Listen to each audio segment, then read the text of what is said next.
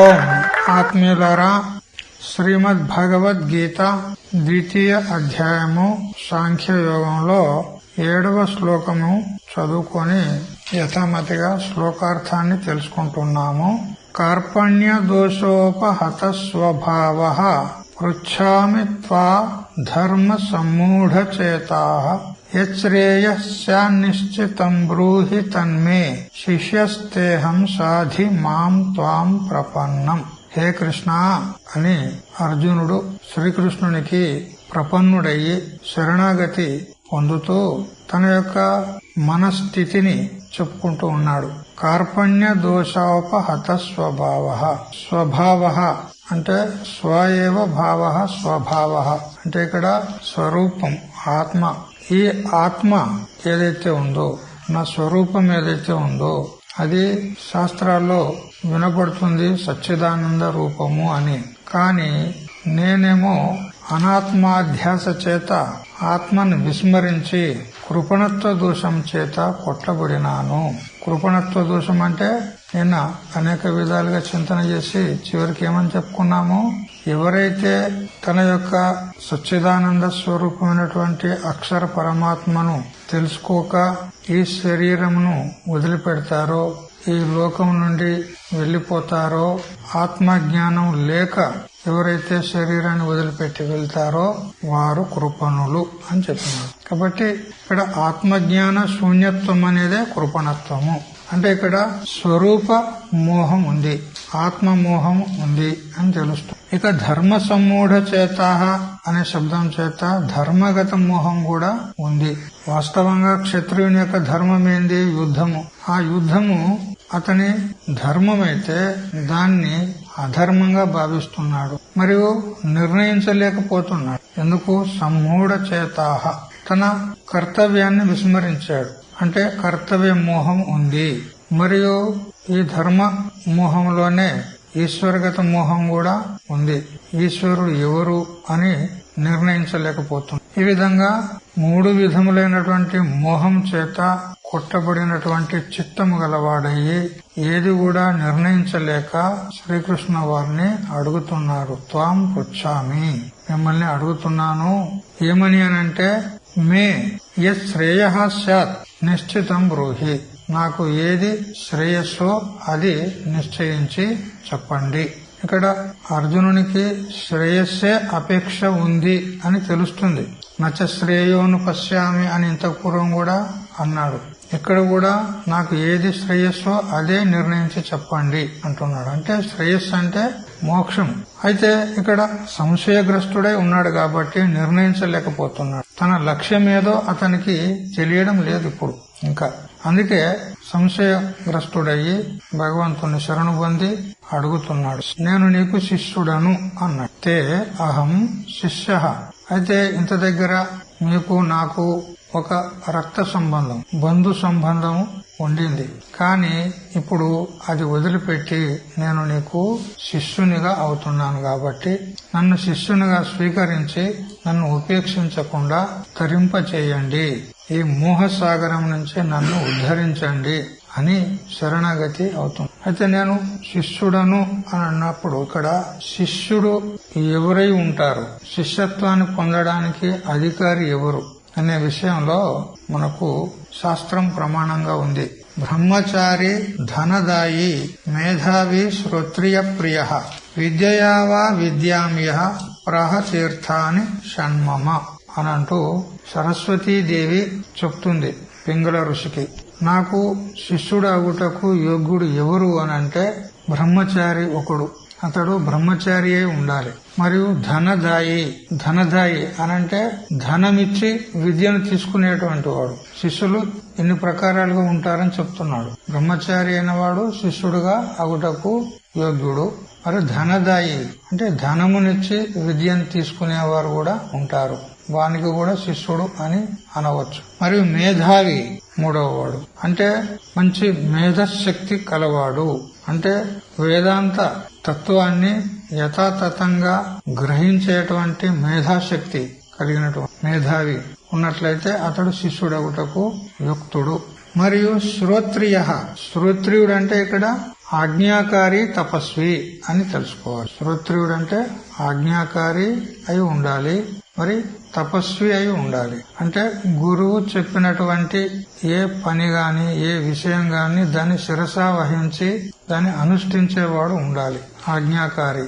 మరి తపస్వి అయి ఉండాలి. తపస్సు అంటే కాయేంద్రియ శోషణం తపః, శరీరాన్ని ఇంద్రియాలను శోషింపజేసేటువంటి వాడు తపస్వి అనబడతాడు. మరి ఆ విధంగా ఇంద్రియాలను నిగ్రహించి శరీరాన్ని శుష్కింపజేసి కేవలం ఆత్మైక నిష్ట కలిగిన వాడు ఉండాలి. ఆత్మతత్వాన్ని తెలుసుకొని నేను ముక్తుణ్ణి కావాలి అనేటువంటి లక్ష్యము కలిగి ఉండాలి. శ్రోత్రియ అనే శబ్దానికి ఆజ్ఞాకారి తపస్వి అని చెప్పబడి. మరి ప్రియ అంటే తన పుత్రుడైనా ఉండాలి. శిష్యుడు అవడానికి తన పుత్రుడైనా ఉండాలి. పుత్రునికి శిష్యునిగా స్వీకరించి బోధించవచ్చు. శ్వేతకేతువుకు ఉద్దాలక ఋషి ఏ విధంగా బోధించాడో అట్లా. మరియు విద్యయావా విద్యాంయ, కొన్ని సందర్భాల్లో ఎక్స్చేంజ్ విద్య అంటే నీ దగ్గర ఉన్న విద్య నాకు ప్రదానం చెయ్యి, నా దగ్గర ఉన్న విద్య నీకు ప్రదానం అని ఈ విధంగా కూడా శిష్యత్వాన్ని స్వీకరించి విద్యను గ్రహించవచ్చు. ఇన్ని ప్రకారాలుగా శిష్యుడు ఉంటారు. అయితే ఇక్కడ అర్జునుడు ఏ కోటిలో వస్తాడు? బ్రహ్మచార్య కాదు, అర్జునుడు గృహస్థుడున్నాడు. మరి ధనదాయి ధనమిచ్చి తీసుకుంటుండా ఇక్కడ? లేదు. మరి మేధావి అయితే ఉన్నాడు అర్జునుడు. ఎందుకంటే సరళ స్వభావం కలిగినటువంటి వాడు, ఇదివరకే ద్రోణాచార్యుని దగ్గర సకల విద్యలు నేర్చుకున్నవాడు, మంచి తేజస్ సంపన్నుడు ఉన్నాడు, బుద్ధిశాలి ఉన్నాడు, మేధావి ఉన్నాడు. మరి శ్రోత్రియ అనే దానిలో ఆజ్ఞాకారి తపస్వి అయితే ఉన్నాడు. ఎందుకంటే శివుని గురించి తపస్సు చేసి పాశుపతాస్త్రాన్ని సంపాదించాడు, ఇంకెన్నో ఉపాసనలు చేశాడు, తపస్వి ఉన్నాడు. కానీ ఆజ్ఞాకారి ఇప్పుడు లేడు, ముందు అవుతాడు. కరిసే వచనం తవ చివరిలో అంటాడు. భగవద్గీత మొత్తం విన్న తర్వాత నష్టో మోహ స్మృతిర్లబ్ధ త్వత్ప్రసాదాన్ మయాచ్యుత స్థితోస్మి గత సందేహ కరిసే వచనం తవ అంటే తర్వాత ఆజ్ఞాకారి కాబోతున్నాడు.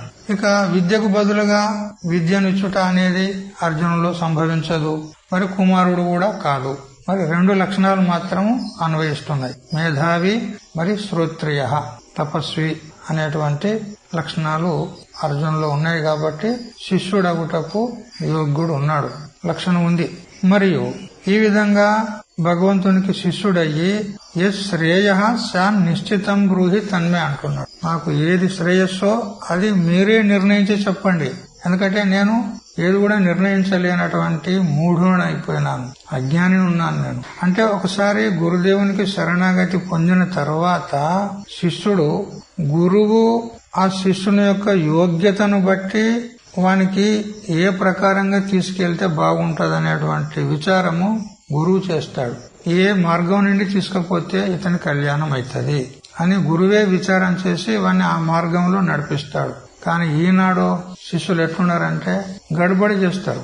నాకు ఈ గ్రంథం చెప్పు స్వామి, నాకు ఈ గ్రంథం చెప్పు, నాకు ఈ గ్రంథం చెప్పు అని గురువుకే ఆజ్ఞాపిస్తారు. గురువుకు తెలియదా? గంత మాత్రం అజ్ఞానం ఉంటాడా? తెలియదా? శిష్యుని యొక్క మనస్థితి ఏముందో తెలియదా? వానికి ఎప్పుడు ఏ సమయాన ఏది అందియాలో అది వానికి ఆ శిష్యునికి బోధించేటువంటి సమర్థుడు ఉన్నాడు. చిన్న పిల్లవాడు ఉన్నాడు. తల్లికి తెలియదా? వానికి ఏ విధమైనటువంటి ఆహారం ఇస్తే వానికి జీర్ణం అవుతుంది అని తల్లికి తెలుసు కదా. ఆ చిన్న పిల్లవానికి రొట్టెలు పెట్టింది అనుకో, పెడతదా అట్లా? ఎందుకంటే వానికి ఆ స్తోమత లేదు, ఆ యోగ్యత లేదు. వానికి చిన్న పిల్లవానికి ఏ విధంగా తల్లి వాని యోగ్యత అనుసారంగా ఆహారాన్ని ఇస్తుందో ఆ విధంగా గురువు కూడా శిష్యుని యొక్క మనస్థితిని వాని యోగ్యత ఏముంది అని చూసి ఆయా విద్యను బోధిస్తూ పోతూ ఉంటారు. కానీ శిష్యులు గడబడ చేస్తుండంటే వాని మనసులో ఏదో ఉందన్నమాట. అంతే కదా. మా గురువు గారే అంటాడు, కొందరు శిష్యులు వచ్చి అంటారంట, స్వామీజీ మాకు 3 సంవత్సరాల లోపల మొత్తం ప్రస్థానత్రయం పూర్తి చేయాలి చూడు అని మొదలే కండిషన్ పెడతారంట. చూడు వాడేం శిష్యుడు గురువుకు కండిషన్ పెడతాడా? చూస్తాడు నీ అధికారం ఎంత ఉన్నది, నీ స్తోమత ఎంత ఉన్నది, యోగ్యత ఎంత ఉన్నది చూసి బోధిస్తాడు. కానీ కండిషన్ పెడతాడు, నాకు 3 సంవత్సరాల లోపల కావాలి. అటువంటి వాడు ఏం శిష్యుడు చెప్పు? వాడు ఏం అధ్యయనం చేస్తాడు? బారాబారా అంటే 12 సంవత్సరాలు ఉండాలని శాస్త్రం చెప్పింది. వానికి గడబడైతుంది తొందరగా. ఎందుకంటే వాడు మఠాధికారి అయ్యేది ఉన్నది, వానికి తొందరగా మఠాధికారి అయ్యేది ఉన్నది. శిష్యులను పోగు చేసుకునేది వాడు, మళ్ళా బయట వాడు గొప్ప గురువు అయ్యేది ఉన్నది. మహారాజు అయ్యేది ఉన్నది, లోపల గడబడి ఉన్నది. అందుకే తొందరగా వెళ్ళిపోవాలి. ఇది ఉంటది, ఏదో ఒకటి మనసులో ఉంటది కాబట్టి గడబడి చేస్తాం. అందుకని ఒకసారి గురువుకు శరణాగతి అయిన తర్వాత నీ శరీరము నీ మనస్సు మొత్తం అతనికి అర్పణ చేసినావు అంతే. ఇప్పుడు శరీరము నీ అధీనంలో లేదు, అది నీ సొంతం కాదు, అది నీ మనస్సు నీ సొంతం కాదు. గురువు చెప్పింది చెయ్యాలి అంతే, ఆజ్ఞాకారి అయి ఉండాలి. ఇప్పుడు చెప్పింది కదా శ్రోత్రియ అంటే ఆజ్ఞాకారి ఉండాలి, చెప్పింది చేయాలి అంతే. అందుకని యశ్రేయస్సాన్ నిశ్చితం బ్రూహి అన్నాడు. నా శ్రేయస్సు దేని యందు ఉన్నదో అది నాకు మీరు నిర్ణయించి చెప్పండి, నేను నిర్ణయించలేను, నాకు ఆ స్తోమత లేదని మీకు శరణాగతి అవుతుంది. మరియు సాధి అన్నాడు. సాధి అంటే ఇక్కడ సా అయినాక పెద్ద ధకారం ఉన్నది. సాధి అంటే చిన్న ధకారం పెడితే సాధి అంటే పెళ్లి అవుతుంది కదా. సాధి ఇప్పుడు కృష్ణుడిని నాకు పెళ్లి చేయమని అడుగుతున్నాడు ఏమి అర్జునుడు. ఇదివరకే గడబడైంది కదా, మొదలే నీ చెల్లెని నాకు ఇచ్చినవు సుభద్రను. అది పోయిన తర్వాత నాగలోకం పోయిండు, ఉలీచని పెళ్లి చేసుకున్నాడు, ఆడ గడబడైపోయింది. మళ్ళా మణిపూర్ పోయిండు, అక్కడ చిత్రాంగదని పెళ్లి చేసుకున్నాడు. 1, 2, 3 ఇంకా సమిష్టిలో ఒకటి ఉంది ద్రౌపది. వీడికి 4 అయిపోయినాయి. ఇంకేం పెళ్లి చేయమంటాడు? పెళ్లి చేయమంటున్నాడంటే ఈ శబ్దానికి మనం అన్వయం చేయడానికి వస్తుంది. పెళ్లి అంటే ఏంది? స్త్రీ పురుషుల యొక్క సమ్మేళనం, దానికే వివాహం, దానికే పెళ్లి అంటారు అంతే కదా. అట్లా జీవుణ్ణి పరమాత్మతో ఐక్యం చేయమని అంటున్నాడు ఇక్కడ. అది అందుకని నాకు జీవబ్రహ్మల యొక్క ఏకత్వ జ్ఞానాన్ని ప్రసాదించి నా స్వస్వరూపాన్ని గుర్తు చేయండి అని రక్షించు అంటున్నాడు. ఈ శోక సాగరం నుంచి నన్ను తరింపచేసి నాకు మోక్షాన్ని ప్రసాదించండి అని సాధి. ఎందుకంటే శోకగ్రస్తుడైనాడు, మోహగ్రస్తుడైనాడు, దుఃఖితుడైనాడు. కాబట్టి ఈ శోక సాగరం, ఈ మోహ సాగరం ఏదైతే ఉందో, సంసార సాగరం ఏదైతే ఉందో, దీని నుంచి తరింపజేసి నన్ను ధన్యుణ్ణి చెయ్యి అని. మరియు ప్రపన్నం, త్వాం ప్రపన్నం అన్నాడు. నేను నీకు శరణాగతి అవుతున్నాను అన్నాడు. భగవంతునికి ఎందుకు శరణాగతి కావాలి? వాస్తవంగా ప్రపన్నత్వం అనేది ఇది చాలా మహత్తరమైనటువంటి శబ్దం. వేదాంతంలో గాని భక్తి శాస్త్రంలో గాని ఈ ప్రపన్నత అనేది చాలా మహత్వమైనటువంటి శబ్దం. ఎందుకంటే శరణాగతి పొందకుండా వాడు ఏం సాధించలేడు. గురువుకు కావచ్చు లేదా భగవంతునికి కావచ్చు, శరణాగతి పొందకుండా వాడు జీవితంలో ఏమీ సాధించలేడు. శృతి మాత కూడా చెప్పింది కదా, యో బ్రహ్మాణం విదధాతి పూర్వం యో వై వేదాంస ప్రహిణోతి తస్మై తంహదేవమాత్మ బుద్ధి ప్రసాదం ముముక్షుర్వై శరణమహం ప్రపద్యే. హే పరమేశ్వర, నేను ముముక్షునయ్యి నీకు శరణాగతి పొందుతున్నాను అని ఈశ్వరునికి శరణాగతి కావాలని శృతిమాతనే మనకు మార్గం చూపెట్టింది.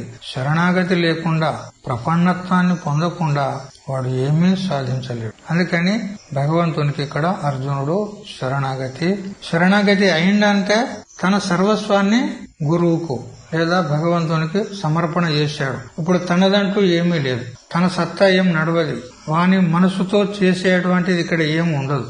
గురువు ఏ విధంగా మార్గదర్శనం ఇస్తే ఆ విధంగా నడుచుకోవాలి, అంతేగాని వాని స్వప్రజ్ఞను ప్రయోగం చేసే అటువంటి అవకాశం గురువు దగ్గర లేదు. సంపూర్ణంగా గురువుకు అర్పణ చేస్తుంది. అయితే ఇక్కడ శ్రీకృష్ణునికి ఎందుకు శరణాగతి పొందినాడు? అక్కడ ద్రోణాచార్యులు ఉన్నారు, మరి కృపాచార్యులు ఉన్నారు, ఇంకా ఎంతో మంది ఉన్నారు లోకం లోపల. అంటే అర్జునుడు అంటాడు, హే కృష్ణ, లోకంలో గురువులు చాలా మంది ఉన్నారు, కోకొల్లలు ఉన్నారు, కానీ ధర్మస్య తత్వం నిహితం గుహాయాం, ఈ ధర్మమును నిర్ణయించి చెప్పేటువంటి సమర్థులు ఎవరు లేరు లోకంలో. నైకో ఋషిర్యస్య మతం ప్రమాణం, ఒక ఋషి కూడా లేడు నా మతం ప్రామాణికముంది అని చెప్పినాడు. ఒక్క ఋషి కూడా లేడు. ఎందుకనంటే అందరినీ మెప్పించి నా మతమే ప్రామాణికమున్నది అని సిద్ధి చేయగలడా ఏ ఋషి అయినా సరే? ఆఖరికి వేదవ్యాసుడైనా సరే, శంకరాచార్యులైనా సరే, నా మతమే సర్వశ్రేష్టముంది అని మొత్తం సంపూర్ణ ప్రపంచాన్ని ఒప్పించగలడా? సాధ్యం లేదు. ఎందుకంటే జిహ్వకో రుచి పుర్రెకో బుద్ధి, మరి ఒక్కొక్కని బుద్ధి ఒక్కొక్క రకంగా ఉంటాడు. మరి ఇతని స్వభావానికి అనుకూలంగా ఉంటే వాడు స్వీకరిస్తాడు. కానీ భిన్న స్వభావాలు ఉన్నాయి లోకంలో. సత్వ రజ తమ 3 గుణాలతో యుక్తంగా ఉంది ప్రపంచము. ఈ జగత్తే త్రిగుణాత్మకం ఉంది. మరి అందరు కూడా ఒకే స్వభావం కలిగిన వారు ఉంటారా చెప్పండి? అందరినీ నా మతమే ప్రామాణికము అని చెప్పి వాళ్ళని ఒప్పించేటువంటి సామర్థ్యం ఎవరిలో లేదు. అందువల్ల గురువులు చాలా మంది ఉన్నారు, కానీ ఎవరు కూడా నా కళ్యాణాన్ని చేకూర్చేటువంటి వారు లేరు. శాస్త్రాలు కూడా ఉన్నాయి కదా, సాంఖ్య శాస్త్రకర్త కపిలుడు ఉన్నాడు, యోగ శాస్త్రకర్త పతంజలి ఉన్నాడు, న్యాయశాస్త్రకర్త గౌతమ ఋషి ఉన్నాడు, వైశేషిక శాస్త్రకర్త కాణాద ఋషి ఉన్నాడు, మీమాంసా శాస్త్రకర్త జైమిని ఉన్నాడు, ఎంతో మంది ఉన్నారు. కానీ వాళ్ళంతా శృతి తాత్పర్యానికి భిన్నంగా పోయినారు. వాళ్ళు కానీ యథార్థాన్ని తెలుసుకోలేకపోయారు, యథార్థాన్ని చెప్పలేకపోయారు. గురువో భావస్సంతి శిష్య విత్తాపహారకాహ తమేకం దుర్లభం మన్యే శిష్య వృత్తాపహారకాహ అనంటూ కులార్ణవ తంత్రం గురుగీతలో కూడా ఈ శ్లోకం ఉంది. ఈ శ్లోకాన్ని శుష్క వేదాంత తమో భాస్కరం అనేటువంటి గ్రంథంలో కూడా మలయాళ స్వాముల వారు ఉల్లేఖించారు. లోకంలో గురువులు అనేక మంది ఉన్నారు. ఎటువంటి వారు? శిష్య విత్తాపహారకాహ, శిష్యుల యొక్క జేబులు ఖాళీ చేసేటోళ్ళు గురువులు చాలా మంది ఉన్నారు. కానీ శిష్యుని యొక్క హృదయ తాపాన్ని, ఈ సాంసారికమైనటువంటి శోకాన్ని నివృత్తి చేసి వాని దుఃఖాన్ని దూరం చేసి పరమానందమును ప్రాప్తం చేసేటువంటి గురువులు చాలా విరళము. అందువల్ల నేను ఎవరి దగ్గరికి వెళ్ళను, మీరే నాకు శరణ్యము. ఏ కృష్ణ, నీవే నాకు యోగ్యుడు, నేను నీకే శరణు చొచ్చుచున్నాను అంటాడు. మరి నాలో ఏమున్నదని, నా దగ్గర ఏం చూసి నువ్వు శరణాగతి అయినావు? నా దగ్గర నీకేం కనపడింది? ఇప్పుడు ఒక శిష్యుడు ఒక గురువును ఆశ్రయిస్తున్నాడంటే ఆ గురువులో ఏదో చూస్తాడు, ఏదో యోగ్యత చూసే కదా శరణాగతి వెళ్తాడు. మరి నాలో ఏం యోగ్యత ఉంది, నన్నెందుకు శరణు పొందుతున్నావు అని అంటే, ఒక రకంగా జీవితం అంతా కూడా కృష్ణుని యొక్క సహవాసంలో, కృష్ణుని యొక్క ఆ లీలలు, ఆయన యొక్క ప్రభావము, ఆయన యొక్క ఏదైతే లోకోత్తరమైనటువంటి కృత్యాలు అవన్నీ సహవాసంలో చూశాడు. మరియు శృతి ప్రమాణం కూడా విన్నాడు అతడు. ఏమని అనంటే, ఏతు కృష్ణం ప్రపద్యంతే నతే ముహ్యంతి జంతవః భయే మహతి మగ్నానాం త్రాత నిత్యం జనార్దన. శృతి ప్రమాణం ఉంది. ఎవరైతే శ్రీకృష్ణుని శరణాగతి పొందుతారో వానికి ఇక మోహం అంటూ ఉండదు, సాంసారిక మోహము ఉండదు. మరియు మహతి భయే మగ్నానం, మహత్తరమైనటువంటి భయములో మునిగి ఉన్నటువంటి వాళ్లను త్రాత, రక్షించేవాడు కృష్ణుడు, జనార్దనుడు అని నేను విన్నాను శాస్త్రంలో. ఎందుకనంటే స్వయంగా తన అనుభవంలో ఉన్నది కదా. ఆ కౌరవ సభలో ద్రౌపది పరాభూతం చెందుతూ ఉన్నప్పుడు, అవమానం పాలవుతున్నప్పుడు ఎవరు రక్షించారు? కృష్ణుడే కదా. మరి దుర్వాస మహర్షి 10,000 మందిని వెంట నిండుకొని వచ్చినప్పుడు ఆ కాండవవనంలో ఆ దుర్వాస మహర్షి యొక్క ఆగ్రహాన్ని నుంచి తప్పించింది ఎవరు? కృష్ణుడే కదా. ఇంకా ఎన్నెన్ని దుఃఖాల నుంచి, ఎన్నెన్ని సంకటాల నుంచి పాండవులను రక్షిస్తూ వచ్చాడు.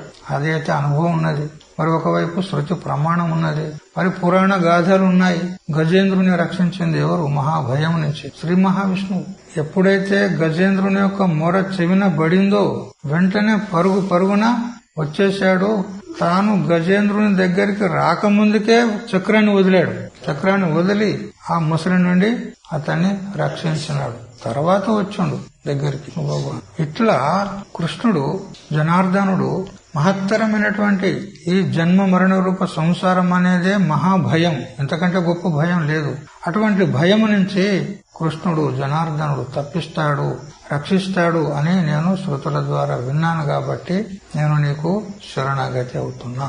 అయితే ఇక్కడ కృష్ణుని యందు భగవంతుడు అవతార పురుషుడు అని ఉంది. కానీ ఇంకా ఈశ్వరత్వ విషయంలో కించిత్ సంభావన ఉంది. అందుకనే ఈశ్వరగత మోహం ఉంది. ఇంకా అది పూర్తిగా 11వ అధ్యాయంలో అది నివృత్తి అవుతుంది, ఈశ్వరగత మోహం విశ్వరూప సందర్శన యోగంలో. కాబట్టి హే కృష్ణ, నేను నీకు శరణాగతి అవుతున్నాను. కాబట్టి నన్ను శిష్యునిగా స్వీకరించి నన్ను ఉపేక్షించకుండా, నన్ను ఈ జన్మమరణ రూప సంసారం నుంచి, ఈ మోహ సాగరం నుంచి, శోక సాగరం నుంచి తరింపజేసి నాకు ఆత్మతత్వాన్ని, యథార్థమైనటువంటి శ్రేయస్సు ఏదైతే ఉందో దాన్ని నాకు బోధించి మోక్షమును ప్రసాదించుము అని సంపూర్ణంగా భగవంతునికి ప్రపన్నుడైపోయినాడు, శరణాగతి అయినాడు, సమర్పితం అయిపోయినాడు. అప్పుడే భగవంతుడు లేదా గురువు ఆ శిష్యుణ్ణి అనుగ్రహించి బోధ చేస్తాడు. శరణాగతి కాకుండా బోధ చేయలేడు. ఎందుకనంటే శృతి ప్రమాణం కూడా ఉంది. శ్వేతాశ్వత రూపనిషత్తు నా పుత్రాయ శిష్యాయ వా నా తపస్కాయ అనసూయాయ చ నా శ్రద్ధధానాయ నవా మద్వేషి అభక్తాయ చ. శ్వేతాశ్వత రూపనిషత్తు చెప్తుంది, నా పుత్రాయ పుత్రుడు కానివానికి ఆత్మజ్ఞానాన్ని బోధించకూడదు, శిష్యుడు కానివానికి బోధించకూడదు. అతపస్కాయ అంటే తపస్సు చేయని వానికి, తపస్వి కాని వానికి బోధించకూడదు. ఎందుకంటే వాని ఇంద్రియాలు మనస్సు ప్రాపంచికమైనటువంటి విషయాల్లోనే పరుగులు తీస్తుంటే వాడు ఏం తపస్సు చెప్పు. కాయేంద్రియ శోషణం తపః. ఇంద్రియాలను, శరీరాన్ని, మనస్సును శోషింపజేసేవాడు తపస్వి. వానికే ఆత్మజ్ఞానము అవగతమైతుంది, దాన్ని జీర్ణించుకోగలుగుతాడు. మరి తపస్వి కాని వానికి ఆత్మజ్ఞానం ఎలా లభ్యమవుతుంది? దాన్ని ఎలా పొందగలడు, ఎలా ఆర్జించగలడు? అందుకని తపస్వి అయి ఉండాలి. తపస్వి కాని వానికి ఆత్మజ్ఞానాన్ని బోధించకూడదు. మరియు అనసూయాయ, అసూయ అంటే ఇతరుల యొక్క ఔన్నత్యాన్ని చూసి ఓరవలేనితనం, లేదా గుణేషు దోషావిష్కరణం అసూయ. గుణముల యందు దోషాన్ని చూస్తాడు. ఒక వ్యక్తిలో అన్ని శాస్త్రీయమైనటువంటి దైవీ సంపత్తికి సంబంధించిన గుణాలు ఉన్నాయి, కానీ వాటిలోనే దోషాన్ని చూస్తాడు. అది మంచిది కాదు అని గుణాల యందు దోషాన్ని చూసేటువంటి స్వభావము దీనికి అసూయ అంటారు. ఆ విధంగా అసూయ లేనివాడైతే శిష్యునిగా స్వీకరించి బోధించాలి, అసూయాపరునికి బోధించకూడదు. మరియు నా శ్రద్ధదానాయ, ఎవనికైతే శ్రద్ధ ఉండదో, శ్రద్ధ అంటే శాస్త్రస్య గురువాక్యస్య సత్యబుద్ధ్యావధారణ సా శ్రద్ధ ఖచ్చితా సద్భిః యయా వస్తూపలభ్యతే. శాస్త్రమునందు మరియు గురువాక్యముల యందు అకుంఠితమైనటువంటి విశ్వాసం ఏదైతే ఉందో దానికి శ్రద్ధ అంటారు. అంటే ఈ వేదాంత శాస్త్రము గాని మరియు శ్రోత్రియుడు బ్రహ్మనిష్ఠుడు అయినటువంటి మా గురుదేవుడు గాని బోధించినటువంటి వాక్యాలు ఏవైతే ఉన్నాయో అవి ఖచ్చితంగా తప్పకుండా నా యొక్క కళ్యాణాన్ని చేసి తీరుతాయి, తప్పకుండా నేను వారి ద్వారా ముక్తుడనవుతాను, శ్రేయస్సును పొందుతాను అనేటువంటి అకుంఠితమైనటువంటి విశ్వాసమే శ్రద్ధ అంటాడు. అయితే గురువు యందు శాస్త్రమునందు అని చెప్పలే ఇక్కడ శంకరాచార్యుల వారు. గురు వాక్యాల యందు శాస్త్రవాక్యాల యందు శ్రద్ధ ఉండాలి అని చెప్పినాడు. అంటే గురువు యొక్క వ్యక్తిగత స్వభావాన్ని చూడొద్దు అని చెప్పింది. గురువులో వ్యక్తిగత స్వభావం ఉంటే ఉండొచ్చు, ఏదైనా ఉండుగాక, కానీ ఆయన చెప్పేటువంటి బోధ యథార్థమా కాదా చూడు. అందుకే చెప్పింది కబీర్దాసు కూడా అన్నాడు కదా, జాతిన పూచో సాధుకి పూछ लीजिए ज्ञान मोल करो तलवार का పడా రహెనదో మ్యాన. చూడు, సాధు యొక్క, గురువు యొక్క జాతి ఏమిటి, ఆయన కులం ఏమిటి, ఆయన స్వభావం ఏంది, ఆయన గృహస్థుడా సన్యాస, ఇవన్నీ నీకెందుకు, అవన్నీ అడగకూడదు అన్నాడు. ఆయన బోధించేటువంటి బోధ విను, బోధ ద్వారా నీ కళ్యాణం అయ్యేది ఉన్నది. ఆయన వ్యక్తిగత స్వభావం చేత నీ కళ్యాణం అయ్యేది లేదు. ఎందుకంటే శంకరాచార్యుల భాష్యంలో చెప్పినాడు, బ్రహ్మసూత్ర భాష్యంలో సునిపుణానామపి సూక్ష్మ అపరాధ దర్శనాత్ అని అంటూ బ్రహ్మసూత్ర భాష్యంలో శ్రీ పూజ్యపాదులైనటువంటి శంకర భగవత్పాదులు చెప్తాడు. ఎంత మంచి వాళ్ళైనా, ఎంత గుణ సంపన్నులు, ఆచారవంతులు, ధర్మపరులు అయినా కూడా కించిది ఏదైనా గుణదోషాలు ఉంటాయి. అందుకని వ్యక్తిగతంగా చూడొద్దు ఎప్పుడు కూడా. మరేమిటి, గురు వాక్యాల యందు నువ్వు శ్రద్ధ పెట్టు అని చెప్పిన శంకరాచార్యులు. కాబట్టి శ్రద్ధ ఉండాలి. శ్రద్ధ లేకపోతే అజ్ఞశ్చ శ్రద్ధదానశ్చ సంశయాత్మ వినశ్యతి అని చెప్పిన. అజ్ఞాని, సంశయగ్రస్తుడు, మరి అశ్రద్ధాపరుడు వాడు నాశనమైపోతాడు. నాయం లోకోస్తిన పరో నా సుఖం సంశయాత్మన. వానికి ఈ లోకంలో సుఖం లేదు, పరలోకంలో కూడా సుఖం లేదు. అందుకని అజ్ఞాని, సంశయాత్ముడు మరియు అశ్రద్ధాపరుడు ఈ ముగ్గురు నాశనమైపోతారు. అందుకని శ్రద్ధ ఉండాలి తప్పకుండా. శ్రద్ధావాన్ లభతే జ్ఞానం అని చెప్పారు. మరియు నవ మద్వేషి, ఎవడైతే నన్ను ద్వేషిస్తాడో వానికి బోధించకూడదు చెప్పాడు కదా భగవంతుడు గీతలో కూడా. ఇదంతే నా తపస్కాయ నా భక్తాయ కదాచన నచ శుశ్రూషవే వాచ్యం నచమాంయో అభ్యాసూయతి అన్న. మరియు అభక్తాయ, నా భక్తుడు కాని వానికి బోధించేది లేదు అని చెప్పినాడు. కాబట్టి ఇక్కడ మరి అర్జునుడు ఏ కోటిలో కూర్చుంటాడు, పుత్రుడా కాదు, అసూయపరుడా కాదు, అభక్తుడా కాదు, అశ్రద్ధానపరుడా కాదు, మరేమి శిష్యుణ్ణి ఇక్కడ సంపూర్ణంగా శరణాగతి అవుతున్నాడు. మరి తపస్వి ఉన్నాడు, అసూయ లేనివాడు ఉన్నాడు, మరి శ్రద్ధ గలవాడై ఉన్నాడు, మరి భగవంతునికి భక్తుడై ఉన్నాడు. అందుకని ఇప్పుడు అర్జునునికి ఆత్మజ్ఞానాన్ని బోధించుటకు ఏమీ ఆపత్తి లేదు. అతడు శిష్యుడగుటకు యోగ్యుడున్నాడు, ఆత్మజ్ఞానాన్ని పొందుటకు అతడు యోగ్యుడున్నాడు, సమర్థుడున్నాడు. అందువల్ల ఈ శ్లోకం ఏదైతే ఉందో ఇది మొత్తం భగవద్గీతకు చాలా కీలకమైనటువంటి శ్లోకం, పునాది అన్నమాట. ఎందుకంటే శరణాగతిని పొందకుండా ఆత్మజ్ఞానాన్ని బోధించేటువంటి ఆస్కారమే లేదు. మరి అర్జునుడు శరణాగతి అయిండు అనంటే ఆ అర్జునుని యొక్క పుణ్యమా అనంటూ ఈ రోజు మనం భగవద్గీతను అధ్యయనం చేయగలుగుతున్నాం. లేకపోతే భగవద్గీతయే ప్రకటన కాకుండేది. సరే, ఈ విధంగా శ్లోకార్థాన్ని యథామతిగా తెలుసుకున్నాం. దీనిపైన శ్రీ మధుసూదన సరస్వతి స్వాముల వారు కూడా వ్యాఖ్యానాన్ని చాలా అద్భుతంగా రాస్తున్నారు. వినండి. 7వ శ్లోకానికి మధుసూదని 19వ అంకం. యహ స్వల్పమపి విత్తక్షతిం న క్షమతే స కృపణః ఇది లోకే ప్రసిద్ధ. ఈ శ్లోకాన్ని ఒక్కొక్క శబ్దాన్ని వ్యాఖ్యానం చేస్తున్నాడు. కార్పణ్య దోషోపహత స్వభావ అన్నాడు. కార్పణ్య దోషం అంటే కృపణస్య భావ కార్పణ్య. కృపణుడు అంటే ఎవరికంటారు లోకంలో అంటే ఎవడైతే ఏ కొద్దిపాటి ధనమును కూడా తన యొక్క ధనాన్ని ఖర్చు చేయడానికి ఇష్టపడడు, వాడు తినడు, ఇంకొకరికి పెట్టడు, వానికి కృపణుడు, లోభి అని అంటారు లోకంలో. తద్విధత్వాద్ అఖిలో అనాత్మవిద్ అప్రాప్త పురుషార్థతయా కృపణః భవతి. అదే విధంగా లోకంలో ఏ విధంగా తన యొక్క ధనాన్ని ఎత్తికించేది కూడా ఖర్చు పెట్టడానికి సిద్ధంగా ఉండడు, మరి తాను తినడు, ఇంకొకరికి పెట్టడు. అదే లక్షణము జీవుల్లో ఉంది అంటాడు. కృపణుడు అంటే ఎవడు? జీవుడు. ఎందుకు అనంటే అనాత్మవిత్, అనాత్మజ్ఞులయ్యి అనాత్మాధ్యాస చేత తన స్వరూపాన్ని తెలుసుకోవడానికి ఇష్టపడడం లేదు, తన జీవత్వాన్ని త్యాగం చేయడానికి. ఏ విధంగా లోభి అనేటువంటి వాడు తన ధనాన్ని త్యాగం చేయడానికి ఇష్టపడడో అట్లా జీవుడు అధ్యాస చేత ఆపాదించుకున్నటువంటి జీవత్వం గాని, మనుష్యత్వం గాని, బ్రాహ్మణ క్షత్రియాది ఇత్యాది జాతులు గాని, కర్తృత్వము, భోక్తృత్వము ఇవన్నీ ఏదైతే తన యందు ఆరోపించుకున్నాడో వాటిని వదలడానికి సిద్ధంగా లేడు జీవుడు. అవన్నీ కూడా దేనికి హేతువులు అవుతాయి? ఈ జీవత్వ భ్రాంతి, కర్తృత్వ భోక్తృత్వ భ్రాంతి, సంఘ భ్రాంతి, భేద భ్రాంతి, ఇవన్నీ ఎవడు దేనికి కారణము అనంటే అపురుషార్థతయా. అవి పురుషార్థానికి హేతువులు కావు. పురుషార్థం అంటే సర్వై పురుషై అర్చతే ఇది పురుషార్థ. సకల పురుషుల చేత కోరబడేది ఏదో అది పురుషార్థం. మరి ఆ పురుషార్థం కూడా 4 రకాలుగా ఉందని చెప్పుకుంటాం. ధర్మము, అర్థము, కామము, మోక్షము. అందులో పరమ పురుషార్థము మోక్షము. మిగతా 3 గౌణ పురుషార్థాలు. అయితే ఇక్కడ అనాత్మ విధులైనటువంటి జీవులు అనాత్మ సంబంధమైనటువంటి ధర్మాలను వారి యందు ఆరోపించుకొని నేను కర్తను, భక్తను, జీవుని, సంసారిని, బ్రాహ్మణ, క్షత్రియ ఇత్యాది ధర్మాలను తన యందు ఆరోపిస్తున్నాడు. ఇదే కృపణత్వం. ఉన్నది తన యొక్క వాస్తవ స్వరూపం, సచ్చిదానంద రూపం.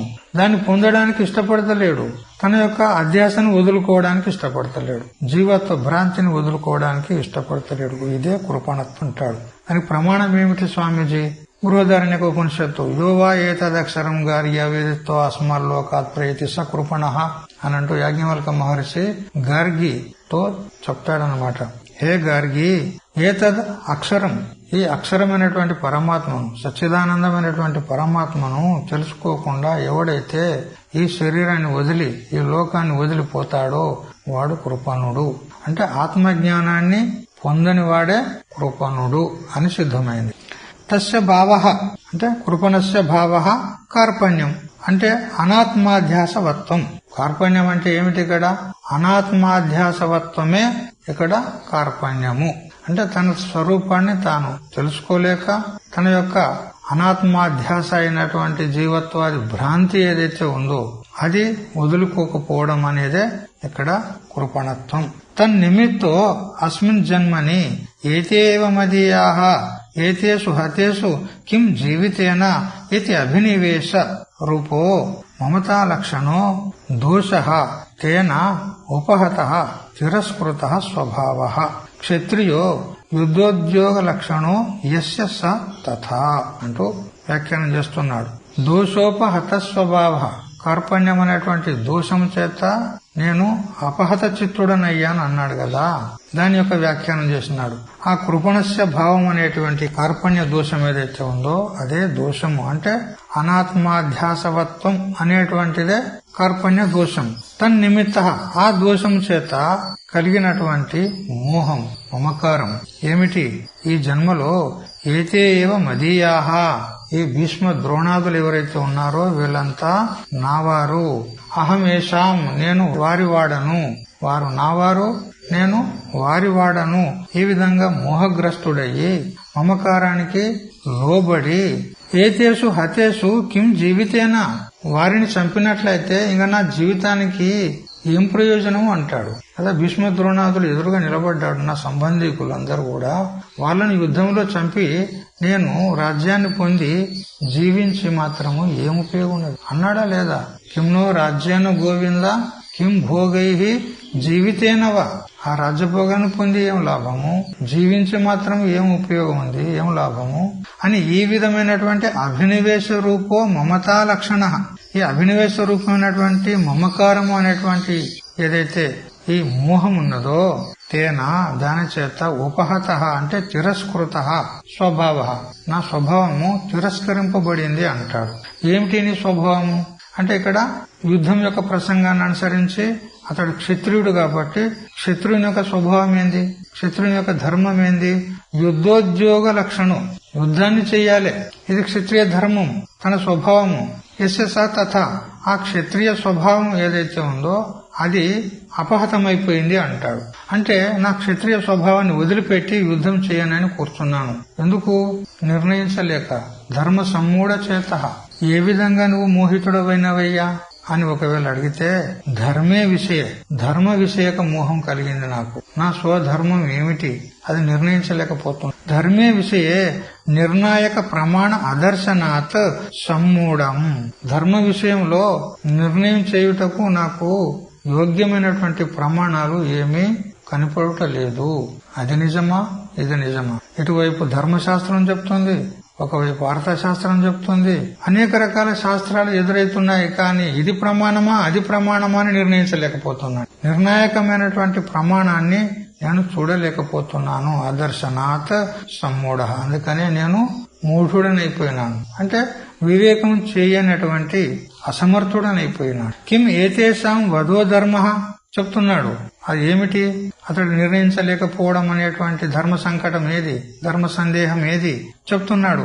కిం ఏతేషాం వధో ధర్మ, చూడు ఈ భీష్మ ద్రోణాదులను చంపడమే ధర్మమా? కిం ఏతత్ పరిపాలనం ధర్మ, లేదా వాళ్ళను పరిపాలించేది ధర్మమా?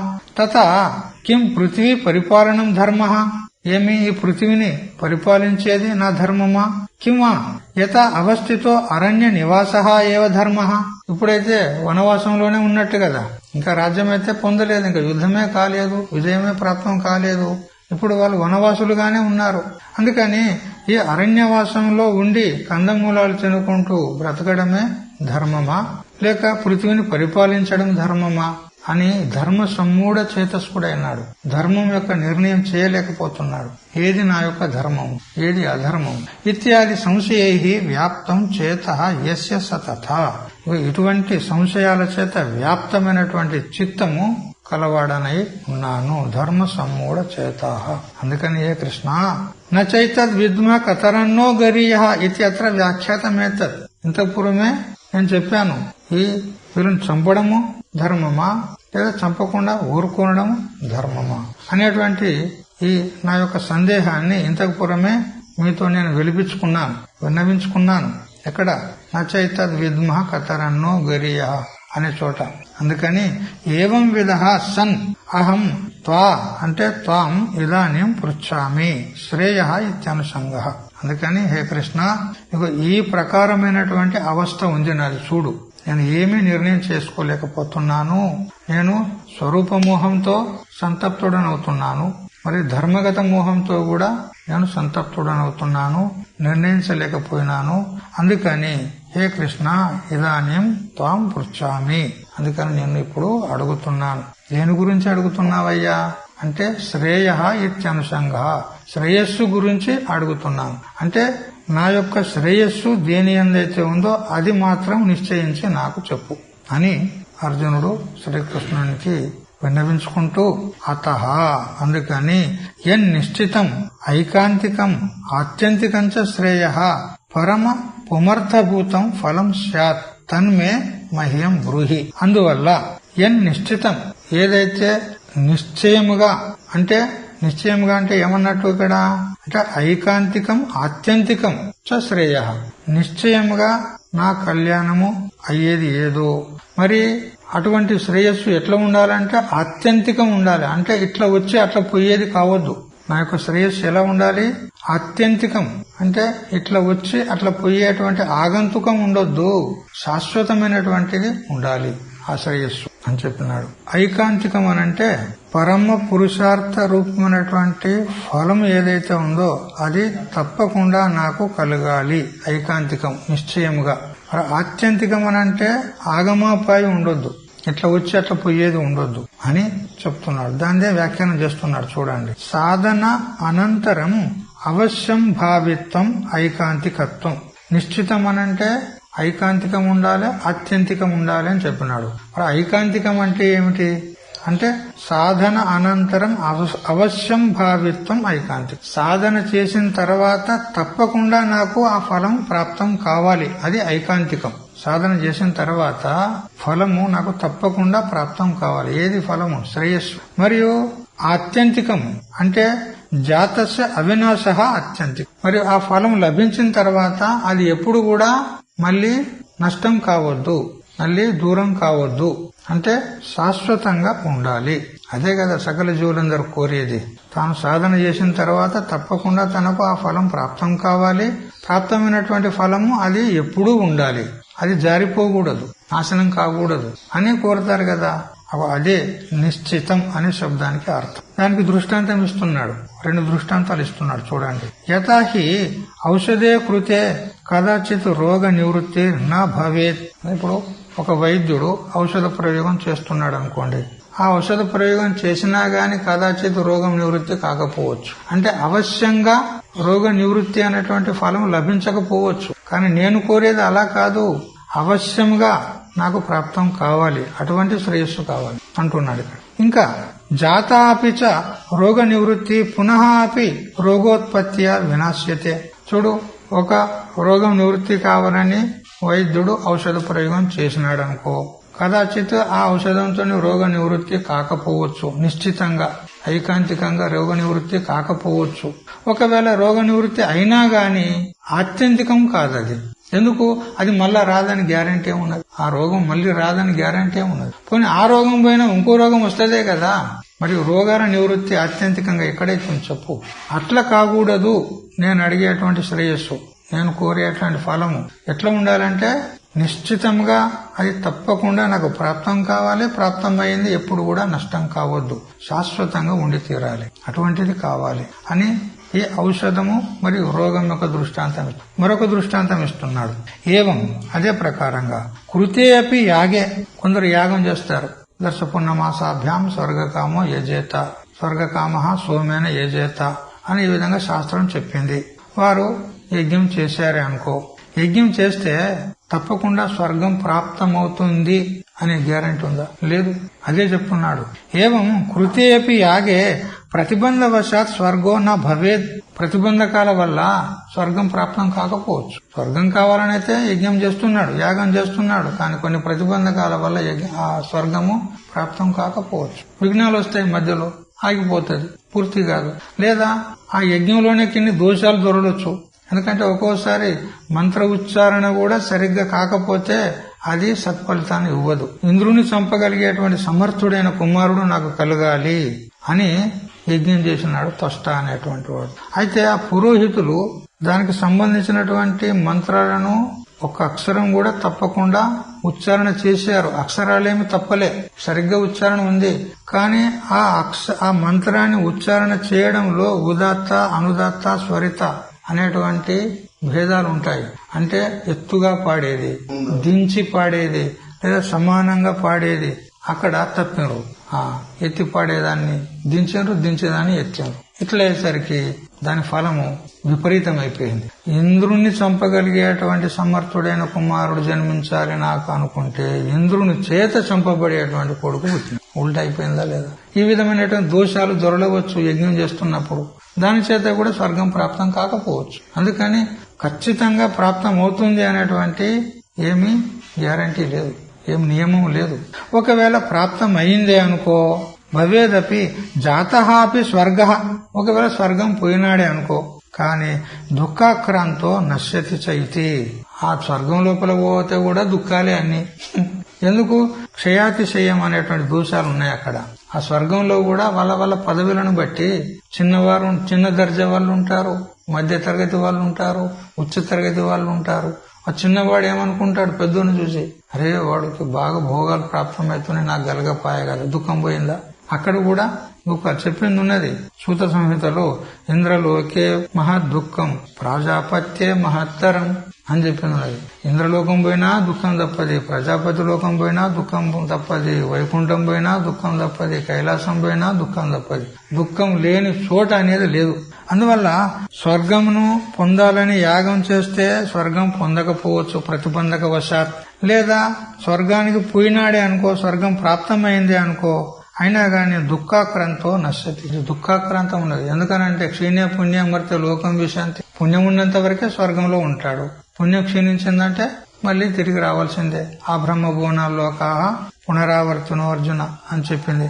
అందుకని ఈ రెండు దృష్టాంతాలు, ఔషధం చేత రోగ నివృత్తి అనేటువంటి ఒక దృష్టాంతము, మరియు యాగం చేత స్వర్గప్రాప్తి అనేటువంటి రెండవ దృష్టాంతం. ఈ రెండు ఎట్లున్నాయంటే నా ఐకాంతికత్వం మరియు నా ఆత్యంతికత్వం.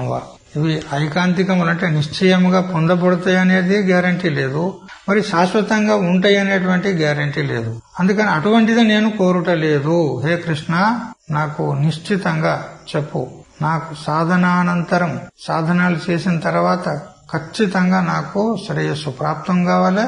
మరి ఆ శ్రేయస్సు ఎప్పుడు కూడా నష్టం కాకూడదు, శాశ్వతంగా ఉండాలి. అటువంటి దాని గురించి నాకు చెప్పు అని అన్నాడు. ఇక ఇక్కడ కొన్ని సాంఖ్య కారికను తీసుకొని కొన్ని 2 కారికలు ఇచ్చినాడు. అక్కడ ఏమున్నదంటే లోకంలో సర్వసాధారణంగా జీవులందరికీ 3 దుఃఖాలు ప్రాప్తమైంది. 3 దుఃఖాలు ఏవేవి? ఆధ్యాత్మిక, ఆది భౌతిక, ఆది దైవిక దుఃఖాలు ఉంటాయి. అయితే ఆ దుఃఖాలను నివృత్తి చేసుకోవడానికి ఉపాయాలు కూడా ఉన్నాయి లోకంలో. కానీ అవి ఆత్యంతికములు కావు, మరి ఐకాంతికములు కూడా కావు. సంపూర్ణంగా దుఃఖం పోవాలంటే కేవలం ఒకే ఒకటి, తరతి శోకం ఆత్మవిత్. శోకోపలక్షిత సకల దుఃఖాలు ఏవైతే ఉన్నాయో వాటి నుంచి తరించాలి అంటే కేవలం ఆత్మజ్ఞాని మాత్రమే తరిస్తాడు. అందువల్ల ఆత్మజ్ఞానం ఒక్కటే సకల దుఃఖాలను నివృత్తి చేస్తుంది. అది కూడా ఆత్యంతికము, ఐకాంతికమైనటువంటి నివృత్తి. మళ్లీ తిరిగి రాదు. ఇక ఈ సంసారం అనేది జన్మించుట మరణించుట అనేటువంటి సంసార ప్రాప్తి మళ్లీ రాదు. నస పునరావర్తతే, నస పునరావర్త. అనావృత్తి శబ్దాత్ అని శృతులు మరియు బ్రహ్మసూత్రం చెప్తూ ఉంది. కాబట్టి జ్ఞానం ఒక్కటే ఏకైక సాధనం, ఈ శోక నివృత్తికి ఉపాయం. నన్ను త్వం మమ సఖా నతు శిష్య అతః ఆహా శిష్యస్తేహం ఇతి. ఈ విధంగా చెప్పిన తర్వాత ఒకవేళ కృష్ణుడు అనొచ్చు, ఏమయ్యా అర్జున, నువ్వు నాకు మిత్రుడు ఉన్నావు, సఖుడు ఉన్నావు, శిష్యుని కాదు కదా, మరి నేను ఎట్లా బోధించాలి నీకు అని ఒకవేళ అంటే అప్పుడు చెప్పినాడు ఉత్తరార్ధంలో అర్జునుడు శిష్యస్తేహం అన్నాడు. నేను నీకు శిష్యునిగా శరణాగతి పొందుతున్నాను, అందువల్ల నాకు తప్పకుండా ఆత్మజ్ఞానాన్ని బోధించు. తద్ అనుశాసన యోగ్యత్వాద్ అహం తవ శిష్యః ఏవ భవామి నా సఖా నూన జ్ఞానత్వాత్ అంటాడు. నీ యొక్క అనుశాసనంలో నేను తప్పకుండా నీ యొక్క ఆజ్ఞాకారినయ్యి నువ్వు ఎట్లా చెప్తే నేను అట్లా వర్తిస్తాను. అందుకని నీకు సంపూర్ణంగా సమర్పణం చేసుకుంటున్నాను, నీకు శరణాగతి అవుతున్నాను, నీకు ప్రపన్నుడని అవుతున్నాను. అందుకని అటువంటి నన్ను, నీ శిష్యుణ్ణి నీవు ఉపేక్ష చేయకూడదు. నేను మిత్రుడను అనేటువంటి భావనతో నన్ను ఉపేక్ష చెయ్యకు. ఎందుకంటే నేను అల్పజ్ఞుణ్ణి ఉన్నాను, ఆత్మజ్ఞానం లేనివాడిని ఉన్నాను, నేను నీకు శిష్యుణ్ణి అయినాను. అందుకని శిష్యునికి తప్పకుండా బోధించాలనేటువంటి శృతి ప్రమాణం కూడా ఉంది. కాబట్టి నేను నీకు శిష్యునిగా నీకు సమర్పితమవుతున్నాను, అందుకని నాకు బోధించండి. అతః తాం ప్రపన్నం అంటే శరణాగతం, మాం సాధి అంటే శిక్షయ అనగా కరుణయా, నతు అశిష్యత్వ శంకయా ఉపేక్షణీయ అహం ఇత్యర్థ. అందుకని నన్ను ఈ శోక సాగరం నుంచి, ఈ మోహ సాగరం నుంచి కరుణించి ఉద్ధరించు, శిష్యుణ్ణి అని భావించి నన్ను ఉద్ధరించు, అంతేగాని నేను నీకు మిత్రుడను అని ఉపేక్ష చెయ్యకు. నటు అశిష్యత్వ శంకయ, నేను నీ శిష్యుణ్ణి కాదు కదా, నువ్వు నాకు మిత్రుడు కదా అనేటువంటి భావన మాత్రము మీరు పెట్టుకోకండి. నేను సకుడను కాదు, నన్ను బంధువును కాదు, నేను నీకు శిష్యుణ్ణి, అందువల్ల నన్ను కరుణించి ఉద్ధరించు. ఏతేనా తద్విజ్ఞానార్థం స గురుమేవ అభిగచ్చేత్ సమిత్పాన్ హే శ్రోత్రియం బ్రహ్మనిష్టం భృగుర్వై వారుణి హే వరుణం పితరం ఉపససార అదీహి భగవో బ్రహ్మ ఇత్యాది గురూపసత్తి ప్రతిపాదక శృత్యర్థో దర్శిత. ఈ విధంగా ఎప్పుడైతే అర్జునుడు కృష్ణునికి శరణాగతి అయిండో దాని ద్వారా మనకు శృతి చూపెట్టినటువంటి మార్గాన్ని అనుసరించినాడు అర్జునుడు. అదే మనకు కూడా చూపెడుతున్నాడు. ఇక్కడ మనం కూడా ఒక శ్రోత్రియుడు, బ్రహ్మనిష్ఠుడు, దయాళువు అయినటువంటి గురువును శోధించి అతనిని ఆశ్రయించి అతనికి సంపూర్ణంగా శరణాగతి కావాలి. అప్పుడే బ్రహ్మ విద్యకు అధికారి అవుతాడు. బ్రహ్మ విద్యా గ్రహణే అధికారాత్ అన్నాడు ఇంతకు పూర్వమే. కానీ ప్రమాణాలు ఏమిటి? ముండక శృతి. తద్ విజ్ఞానార్థం. తద్ అంటే దాన్ని అంటే దేన్ని? తదితి సర్వనామ సర్వంచ బ్రహ్మ బ్రహ్మణ యాతాత్మ్యం. తద్ అంటే సర్వనామ శబ్దం. సర్వనామ శబ్దం అంటే సర్వంను బోధిస్తుంది. సర్వం అంటే ఎవరు? బ్రహ్మ. అందుకని బ్రహ్మం యొక్క యథార్థ తత్వాన్ని విజ్ఞానార్థం తెలుసుకున్నట కొరకు సహా అంటే ఈ సాధన చతుష్ట సంపత్తి కలిగినటువంటి అధికారి పురుషుడు గురుం ఏవ అభిగచ్చేత్, గురువునే శరణాగతి వెళ్ళాలి. ఇదే ముండక మంత్రానికి భాష్యం రాస్తూ శంకరుల వారు అంటారు, ఏవ శబ్దానికి వ్యాఖ్యానం చేస్తూ గురువుకే శరణాగతి వెళ్ళాలి. ఎందుకు అంటే శాస్త్రజ్ఞ అపి సర్వవిదపి స్వాతంత్ర్యేణ బ్రహ్మాన్వేషణం న కుర్యాత్. ఎంత పండితుడైనా సరే, ఎంత శాస్త్రజ్ఞుడైనా సరే, వాడు స్వతంత్రంగా బ్రహ్మ విద్యను మాత్రం అభ్యాసం చేయకూడదు, బ్రహ్మ విద్యను విచారించకూడదు. మరంటే ఏమన్నట్టు?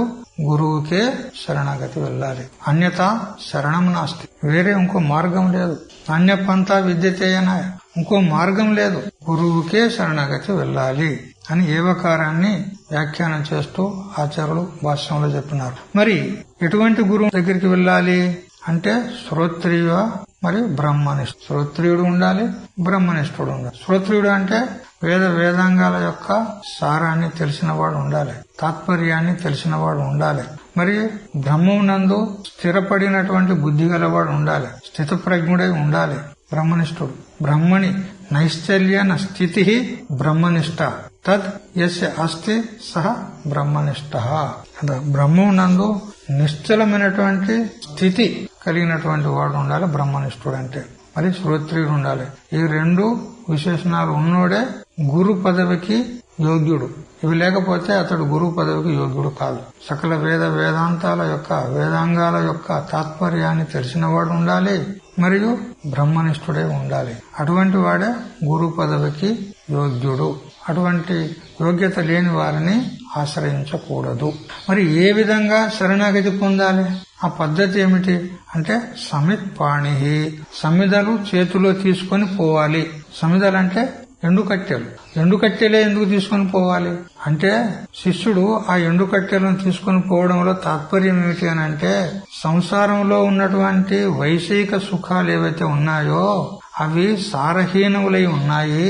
సంసారంలో ఏం సారం లేదు, నిస్సారమైంది సంసారము అని నీకు శరణాగతి అవుతున్నానని ఆ సారం లేని కట్టెలలో సారం లేదు, ఎండిపోయినాయి. వాటిలో ఉన్నటువంటి ఏదైతే జలభాగం ఉన్నదో అది ఎండిపోయింది, అంత ఇంకిపోయింది. ఇప్పుడు సారం లేదు. అట్లా ఈ సంసారంలో సారం లేదు, అందుకని సారభూతమైనటువంటి తత్వాన్ని నాకు ప్రబోధించండి అని మీకు శరణాగతి అవుతున్నాను అనేటువంటి అభిప్రాయం ఉంది అక్కడ. ఈ విధంగా చెప్పిన. అదే విధంగా తైత్తరీయ ఉపనిషత్తులో కూడా భృగురువై వారుణి వరుణం పితరం ఉపససార అనేటువంటి ప్రమాణం కూడా గురూపసక్తి ప్రకారాన్ని, గురువుకు శరణాగతి వెళ్లేటువంటి ప్రకారాన్ని శృతిలో చెప్పబడింది. ఇత్యాది గురూపసక్తి ప్రతిపాదక శృత్యార్థో దర్శిత. ఇప్పుడు అర్జునుడు శ్రీకృష్ణ పరమాత్మకు శరణాగతి అయ్యుండానంటే శృతి చెప్పినటువంటి పద్ధతిని కూడా అవలంబించి అనుసరించి శృతి అనుసారంగానే అతడు భగవంతునికి శరణాగతి అయ్యిండు. ఇది ప్రతి ముముక్షువు చేయవలసినటువంటి కర్తవ్యం ఉంది. వాడు ఆత్మజ్ఞానం పొందాలి అంటే గురువుకు శరణాగతి కావాలి అనేటువంటి శృతి సిద్ధమైనటువంటి అబాధితమైనటువంటి ఈ తత్వాన్ని మనకు అర్జునుడు మనందరికీ సూచించాడు, తెలియజేశాడు. ఈ ప్రకారంగా 7 శ్లోకాలు తెలుసుకున్నాము. మిగతా విషయం రేపటి నుంచి తెలుసుకుందాం. హరి ఓం తత్సత్. ఓం సహనావతు సహనౌ భునక్తు సహ వీర్యం కరవావహై తేజస్వినావధీతమస్తు మా విద్విషావహై. ఓం శాంతి శాంతి శాంతి.